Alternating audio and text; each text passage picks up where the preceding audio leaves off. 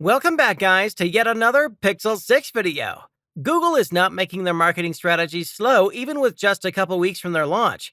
We are all seeing videos and leaks of the device itself. Rumor has it that Google will launch the Pixel 6 phones by the 19th of October. It was only a speculation, but Google has confirmed the launch date to be true. Google will officially launch the device in most probably a socially distanced event on the 19th of October at 10 a.m. Pacific time.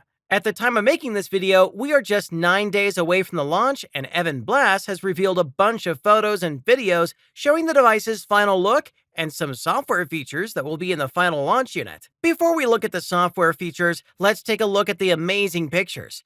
To be honest, in all this time of leaks and renders of the Pixel 6 smartphone, the design has grown on me. Finally, the design does look like it's a phone made by Google. The photo of the phone, being covered in water droplets, has confirmed the IP rating for the water and dust resistance, but we have yet to find the rating and how much it can take. The water resistance is not surprising, since it has become a given in every flagship device for the last couple of years, and has become a feature that is usually present.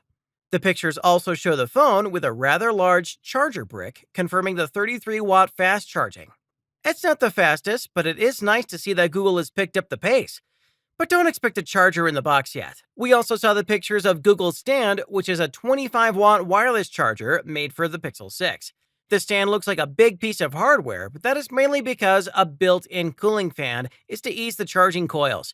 And based on the images, you will be able to use the charger stand in quiet mode or performance mode depending on your choice. It will simply turn the wattage of charging to shut off the fans and reduce the noise. Those are pretty much all the new developments on the hardware part. Now let's move to the software side. First up, the Live Space is a major at-a-glance update for the Android 12. What this does is, suppose you have an upcoming doctor's appointment, the Pixel 6 will note it in the top left corner, complete with your appointment time, so every time you pick up your phone, you will be reminded of it. Some third-party apps will be integrated into this as well.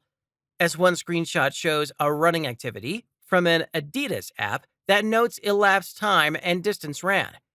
Next, the Pixel 6 will have an under-display fingerprint scanner, and the screenshot confirms that, but it also confirms that the phone will have a face unlocking system, which is nice, but this is not going to be as secure as the Face ID on iPhones or Google's own Pixel 4.